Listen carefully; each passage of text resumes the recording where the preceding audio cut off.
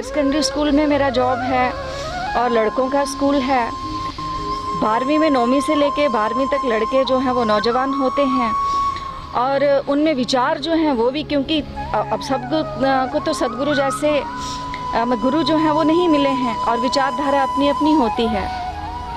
मैंने नोट किया कि कुछ बच्चे जो हैं वो जब मैं रास्ते से निकल रही हूँ, ग्राउंड में चल रही हूँ, तो बच्चे भले ही ऐसे बापूजी का नाम लेकर के कुछ ऐसा बोल रहे हैं। तो मैंने जब 1-2 बार सुना तो पहले तो मैंने एक एक करके लड़कों को पकड़ा, उनके साथ बात की। लेकिन फिर मैंने सोचा कि एक के साथ बात करने से, 2 के साथ या 3 के साथ बात करने से कुछ नहीं होगा। 1000-1200 मतलब स्टूडेंट्स हैं और 100 के करीब तकरीबन स्टाफ मेंबर हैं स्कूल में। तो फिर मॉर्निंग असेंबली में मैंने बिना किसी डर के मैंने बोलना शुरू कर दिया। मैंने बच्चों को पहले तो मैंने ये बच्चों को पूछा कि आप यहाँ पर अगर 1200 की स्ट्रेंथ है तो मुझे ये चीज़ बताओ कि आप में से कितने लोगों ने बापू का नाम पहले सुना था। तो हाथ तो सबने तकरीबन खड़े किए कि हमने बापू का नाम सुना था। लेकिन जब मैंने उनसे ये पूछा, मैंने कहा मुझे ये बताइए कि आपने यथाक्रम एक रेगुलर वे में आपने कितने सत्संग बापू के सुने हैं, कितने आश्रमों में गए हो, कितने शिविर आप लोगों ने किए हैं। इस तरीके के जब प्रश्न मैंने पूछना शुरू किए तो सभी की गर्दनें जो थी वो झुकी हुई थी। जवाब जो था उनके पास देने के लिए कुछ नहीं था। अतः मैंने उनको कहा, मैंने कहा कि जब आप किसी सत्संग में नहीं गए हो, जब तक आपको बापू का पूरा मालूम नहीं है, तो आप क्यों आते जाते ये अपने ऊपर आप इतना पाप कमा रहे हो। एक ब्रह्म ज्ञानी संत जो हैं उनके ऊपर आप क्यों, आप मीडिया को लेकर के, आप मीडिया की बातें सुन करके आप इतना ये सब करते हो। ऐसा करने से क्या फ़ायदा है। लेकिन फिर भी बच्चों कोई बात नहीं, क्योंकि आप लोग जो कमेंट दे रहे हो, आप लोगों की जो विचारधारा है, पाश्चात्य संस्कृति का यही तो एम है कि भारत की युवा शक्ति को कैसे कमज़ोर बनाया जाए। और भारत की युवा शक्ति तभी कमज़ोर हो सकती है जब सदगुरु जैसे ब्रह्म ज्ञानी संतों पर इस तरीके के आरोप लगाए जाएं। इस तरीके के बच्चों को समझा करके मैंने सीधा ओपनली चैलेंज कर दिया पूरे स्टाफ को भी और बच्चों को भी। मैंने कहा यहाँ 1300 की स्ट्रेंथ है स्टाफ को इंक्लूड करके, 1300 बच्चे विद स्टाफ। आप एक काम करो कि एक एक बच्चा, एक एक स्टाफ मेंबर 1300 की क्वेश्चनरी बना के मेरे सामने ले आओ। आपको जो भी बापू के लिए पूछना है, मुझे किसी को कोई ऑब्जेक्शन नहीं होगा। मैं आपको हर एक बात का जवाब दूंगी। और जिस दिन मैं अपनी जुबान से फिसल जाऊं, मैं बापू की सफाई के लिए आपको पूरा जवाब ना दे सकूं, उस दिन आप मेरे बापू को ब्लेम लगा सकते हो। ऐसे आपको मेरे बापू को ब्लेम लगाने का कोई हक नहीं है। जम्मू में प्रेस कॉन्फ्रेंसेस चलती थी, जैसे बापू जब जेल में गए हैं, तो अब जम्मू कश्मीर सरकार चाहे कोई भी हो, चाहे मुस्लिम की हो, हिंदू की हो, लेकिन एक सरकारी कर्मचारी जब बोलेगा तो वो थोड़ा सा डरेगा, हिचकिचाएगा। लेकिन मेरे पतिदेव मेरे सामने बैठे हैं, मेरे बच्चे साथ, मेरे को परिवार से पूरी सपोर्ट थी, मेरा परिवार मेरे साथ था। और जब भी कभी किसी प्रेस कॉन्फ्रेंस की ज़रूरत होती थी, किसी झांकी में, जलसा जुलूस में बोलना होता था, तो मेरा परिवार मेरे साथ रहता था। कहते कि कोई बात नहीं, बापू के ऊपर ये आरोप लगे हैं, ये बादल छिट जाएंगे, हम एक समय खाना खा के गुजारा कर लेंगे, लेकिन बापू के ऊपर लगाए इल्ज़ाम जो हैं वो हम सहन नहीं कर सकते। इसलिए मेरा परिवार मुझे खुलेआम भेज देता था, बिना किसी डर के, बिना किसी खौफ के। क्योंकि जब गुरुदेव की शक्ति साथ है, जब पूज्य गुरुदेव जैसे गुरु हमारे साथ हैं, तो फिर हमें डरने की तो कोई बात ही नहीं है। बहुत सारे साधक परिवार ऐसे हैं।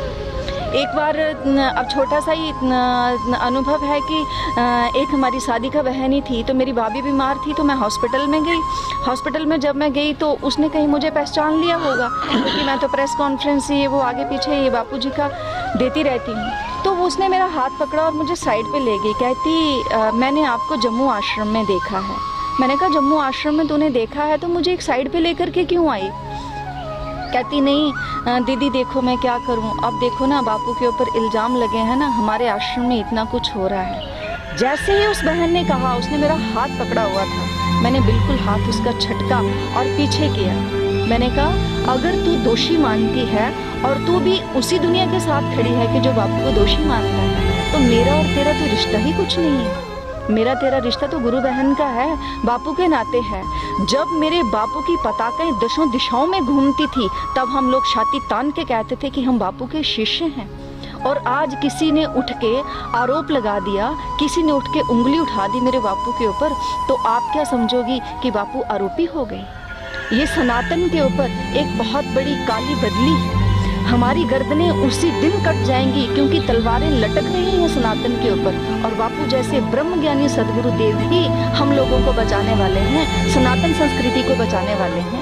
सनातन संस्कृति ही नहीं, बल्कि बापू तो पूरे वसुधैव कुटुंबम की बात करते हैं। जैसे एक बगिया होती है, रंग बिरंगे उसमें फूल खिले होते हैं, और वो चाहे हिंदू हो, चाहे मुस्लिम हो, सिख हो, ईसाई हो, बापू तो सबको एक साथ चलने की प्रेरणा देते हैं। और बापू तो ये भी तो कहते हैं भगवान कृष्ण की तरह कि धर्मो रक्षति रक्षता। अपने अपने धर्म में रहो, अपने अपने धर्म की रक्षा करो। फिर देखो इन फूल की बगिया में जब हर प्रत्येक फूल अपनी अलग अलग सुगंधी छोड़ेगा, तो हम सभी मिलकर के वाकई एक वसुधैव कुटुंबम जो है वो बनेगा। अंत में जब मुझे बापू मिले, लास्ट मेरी मीटिंग जब बापू से थी, तो सहसा ही मन से ये बात निकली थी कि बापू आपकी पाकीज़गी पे ना तोहमत लगी, हमसे दामन बचाइए, हम आपके हो गए। बापू तो पाक साफ हैं, बापू ने हमसे दामन नहीं बचाया, इसलिए उनकी पाकीज़गी पे तोहमत लगी। अगर वो दामन बचा के हमसे दूर कहीं गुफाओं में चले जाते, किन्हीं कंदराओं में चले जाते, तो वो तो ब्रह्म ज्ञानी हैं ही हैं। लेकिन हम लोग कहाँ जाते? आज वही बात हुई है। इसलिए मेरी तरफ से, मेरे पतिदेव की तरफ से, मैं अपने परिवार की तरफ से सबके आगे करवद यही प्रार्थना करती हूँ कि आज जो हम सभी साधकों के ऊपर काले बादल छाए हैं, अपने जप से, अपने ध्यान से, अपनी साधना से और अपने बापू के अनुभव से इन बादलों को हटाएं, एकजुट हो जाएं। क्योंकि अगले दिन मैं बैठी थी तो भी सहसा मन में आ गया, ये मैं ज़रूर यहाँ पर कहूँगी। एक बेगुनाह संत को जेलों में डाल दिया, हाय रे पापी दुनिया तूने कैसा कर्म किया। मेरे बेगुनाह बापू को जेलों में डाल दिया, मेरे बेगुनाह साईं को जेलों में डाल दिया, सबके बेगुनाह सदगुरु को जेलों में डाल दिया।